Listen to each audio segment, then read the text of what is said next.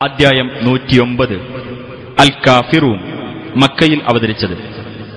സത്യനിഷേധികളെ അഭിസംബോധന ചെയ്തുകൊണ്ട് സത്യവിശ്വാസിയുടെ നിലപാട് വ്യക്തമാക്കുന്നതിനാലാണ് ഈ അധ്യായത്തിന് ഇപ്രകാരം പേർ നൽകപ്പെട്ടത്. ബിസ്മില്ലാഹിർ റഹ്മാനിർ റഹീം. ഖുൽ യാ അയ്യുഹൽ കാഫിറൂൻ. നബിയെ പറയുക, അവിശ്വാസികളെ, ലാ അഅ്ബുദു മാ തഅ്ബുദൂൻ. നിങ്ങൾ ആരാധിച്ചു വരുന്നതിനെ ഞാൻ ആരാധിക്കുന്നില്ല. വലാ അൻതും ആബിദൂന മാ അഅ്ബുദു. ഞാൻ ആരാധിച്ചു വരുന്നതിനെ നിങ്ങളും ആരാധിക്കുന്നവരല്ല.